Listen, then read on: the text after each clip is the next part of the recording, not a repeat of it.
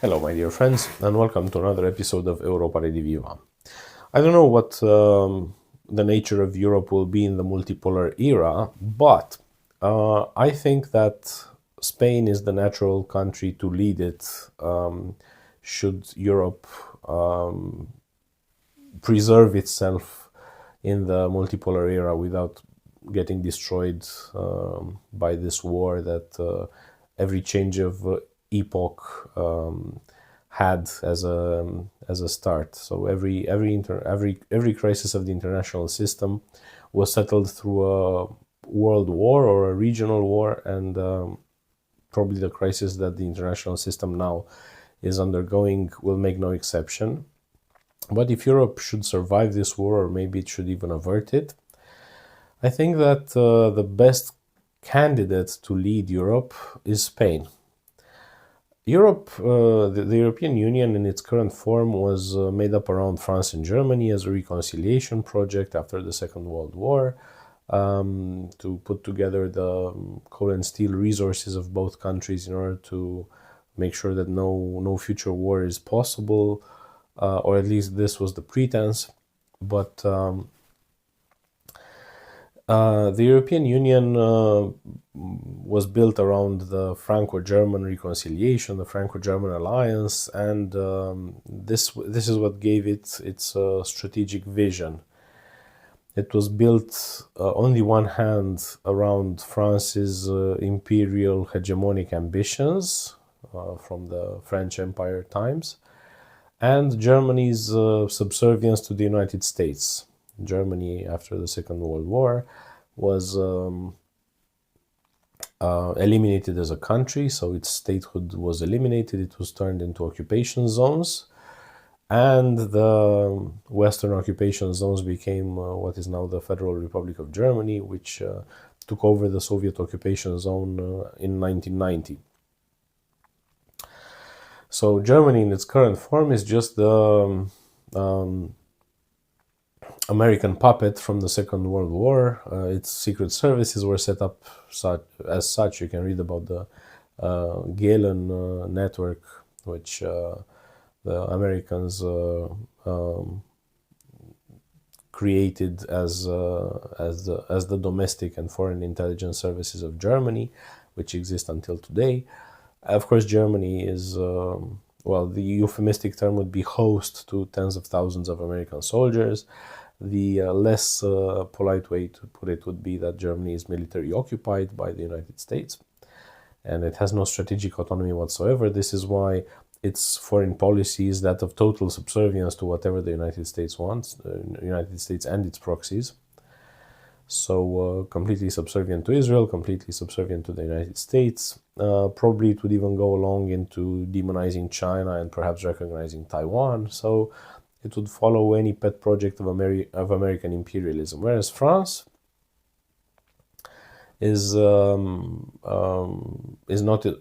in such a position. It has no American troops on its soil. It hosts no American bases. It is not subservient directly to the U.S. Foreign policy establishment. However, because it still has these imperial ambitions that it never got rid of after the breakup of the French Empire and after the loss of all of its colonies, France still regards the world as a playground for French geopolitical ambitions. It still retains some countries under a neo-colonial yoke, especially in Africa, in sub-Saharan Africa. And it is somehow complicit to American imperialism in the fact that it tries to derive some benefits, just like a jackal or a hyena would derive some benefits hanging out with the top predator, with the apex predator. So this is what sets the European Union up to be an American puppet to a large extent. French diplomats out of opportunism and German diplomats out of outright subservience maintain Europe in this vassal position towards the United States. And Germany cannot even regard the world in any other way except from the American lens, because its previous political elites were purged for good reason, and its new political elites after 1950 were made on this Atlantic bridge. So they are the scholarship recipients, the grant recipients, the fellows of these transatlantic programs, and they regard the United States to be the natural ally of Germany. They do not see Germany to be militarily occupied. They see it as protected by American troops. And they cannot think in any other way except to bow to whatever the United States wants from them. Much like Japan, it's kind of like the syndrome of the conquered nation. So Germany cannot lead Europe because Germany cannot even lead itself. Germany is not an exponent of its own interests. Germany is not waging foreign policy with respect to its own interests, and of course it cannot do that with respect to Europe. And this Franco-German tandem is essentially a Franco-American tandem. So it is the direction is steered by the United States through Germany, and European interest is somehow taken into account through the interests of France. This is how the European Union is functioning at the moment. And in the multipolar era, this would not fly.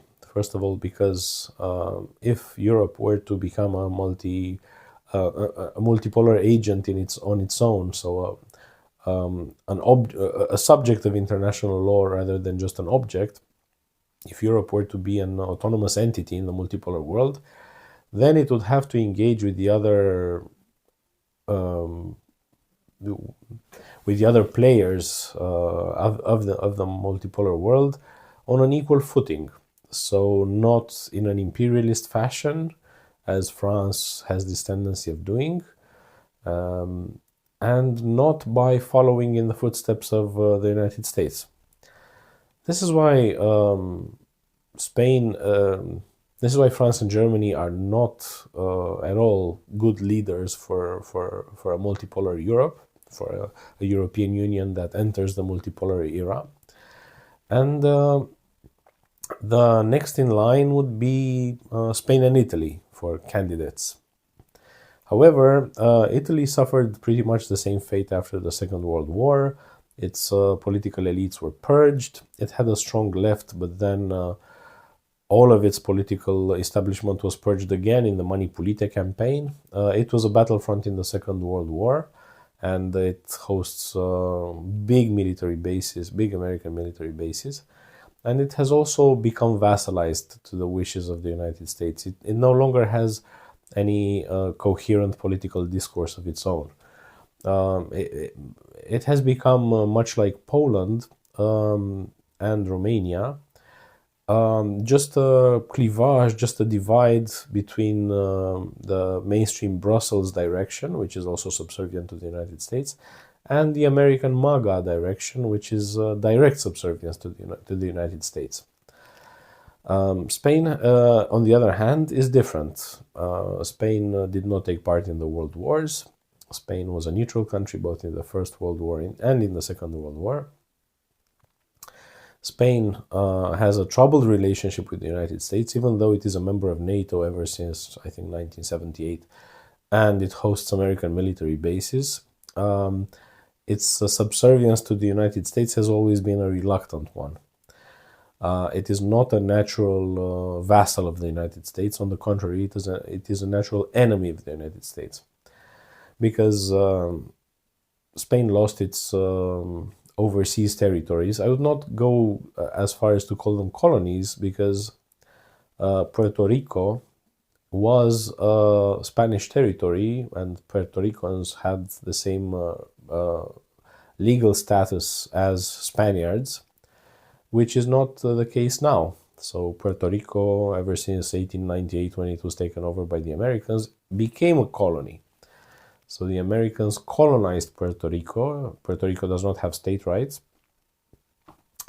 And the Americans made it into a colony, just like it made Cuba into a colony and the Philippines, but these countries gained independence. Spanish-speaking countries in Central and South America were not colonies in the British or the French sense. They were just extensions of the territory of the Spanish kingdom, of the European Spanish kingdom, and the people there had the same legal rights as Spaniards. This is why these countries still speak Spanish to this day, because the mixing of the people, colonists from Spain and the indigenous people, was encouraged. And this is why these populations, the Latin American populations, so to say,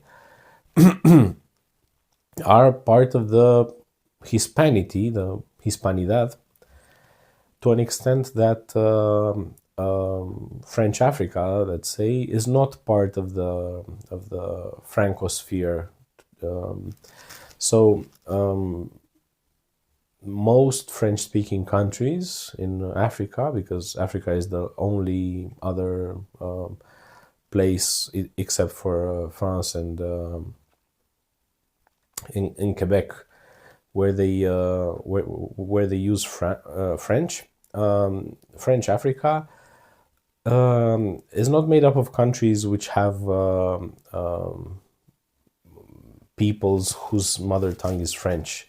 It's made up of countries which hold this linguistic bond to France, and that have French as a national language, perhaps as a language of instruction, as a language of the administration, but not as a native language of most of its population.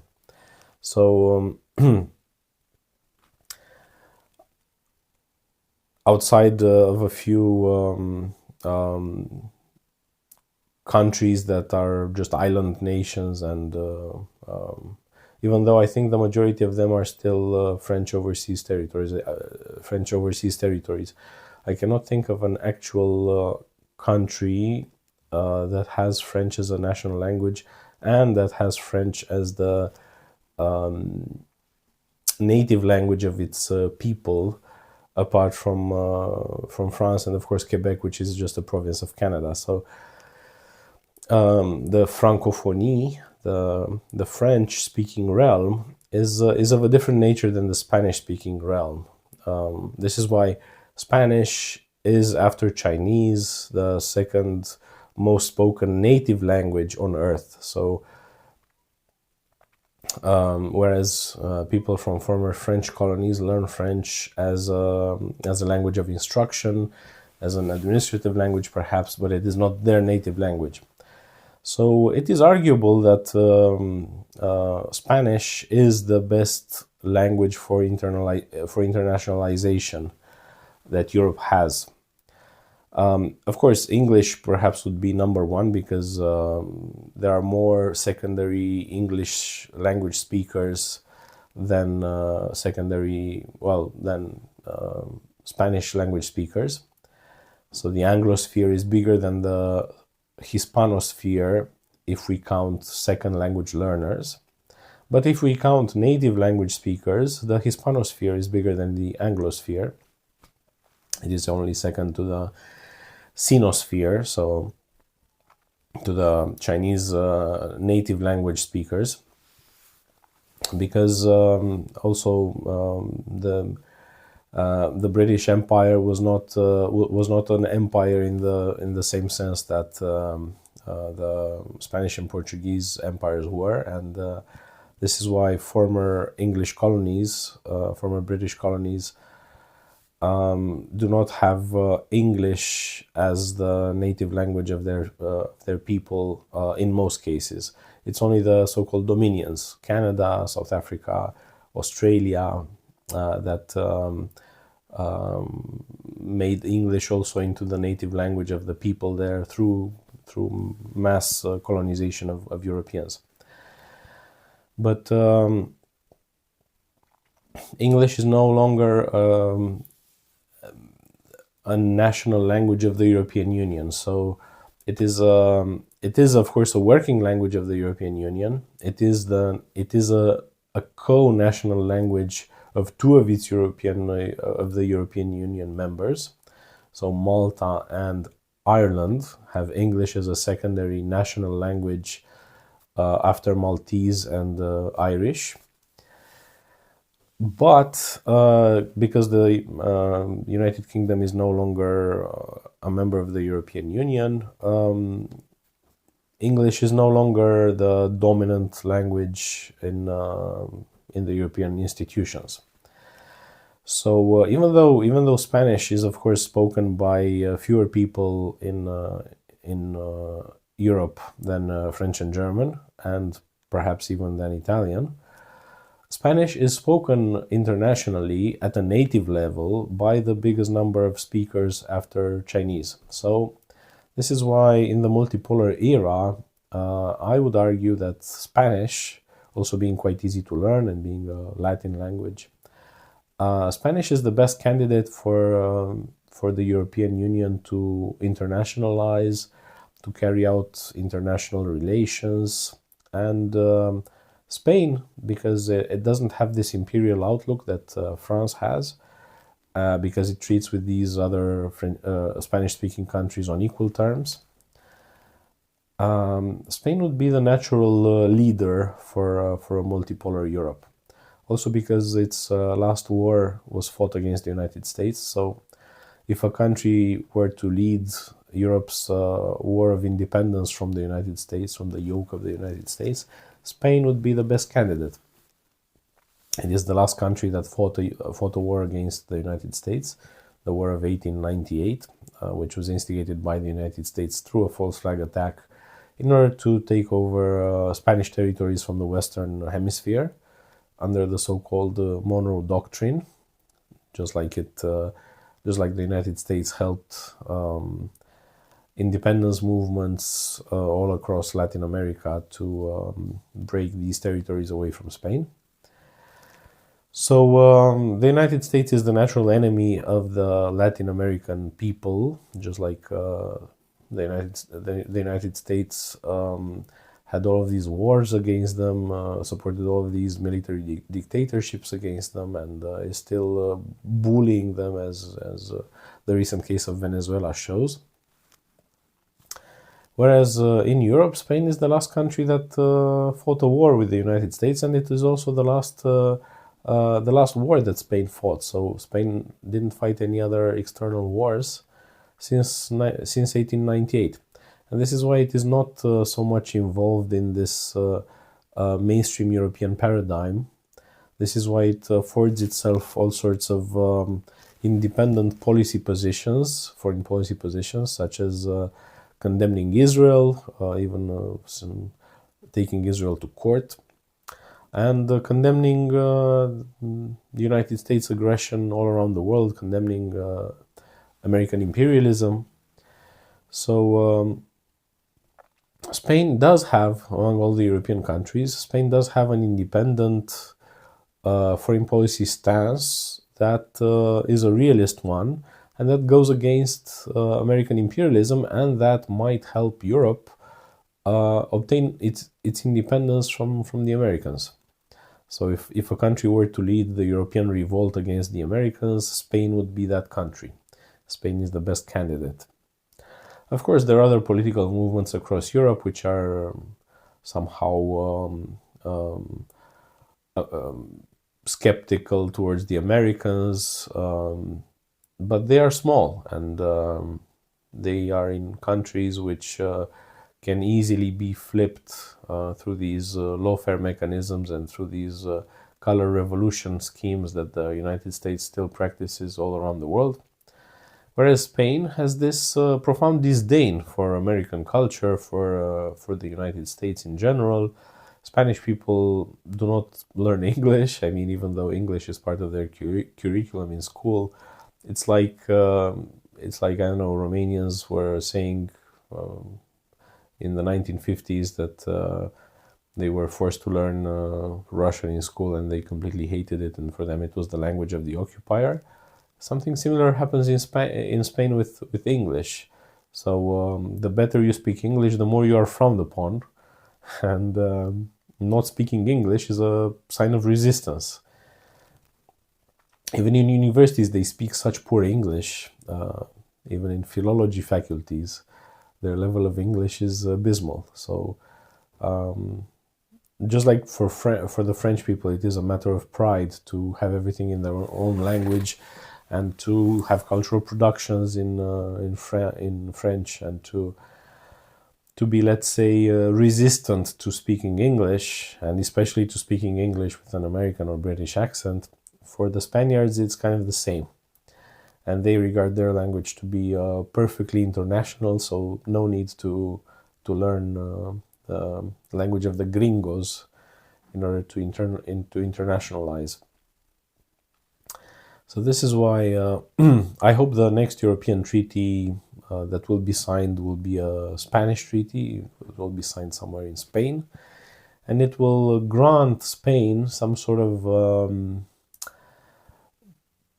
prime position in the leadership of the European Union, so as to help the EU get out from under the yoke of the United States.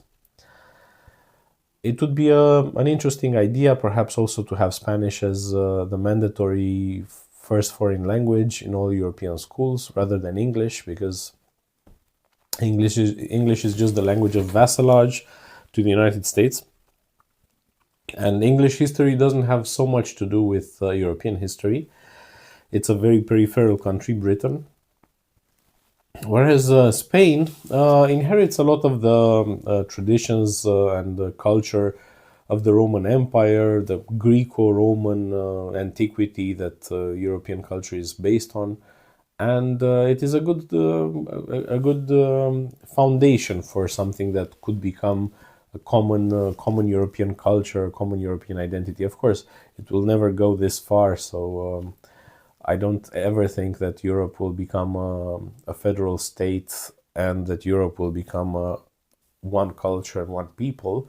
But if an attempt were to be made to extend the culture of one member state, to make it somehow to make it the culture of the internationalization of Europe, I think in the multipolar era, Spanish has the best chance. It is one of the languages of the United Nations. It is a rather popular language among language learners all around the globe. So this is why you can see programs in Spanish by media stations in Asia, in Africa. They are, of course, in Russia. Many countries are considering Spanish to be a language for dispersing their own culture, and they set up all of these programs in Spanish to use it as an international language. So not to direct their programs necessarily to Spanish speakers, but just as a variant, just like their English programs are not necessarily directed to the English-speaking countries. So Spanish is also this alternative that people learn and that they internationalize through. So yeah, my thesis is that Spain and Spanish could be Europe's gateway to the multipolar world. Thank you for your attention, and if you like my content, like, share, subscribe, and if you want to support my channel, you will find the link in the description of the channel how to do so. Until next time, take care. Bye.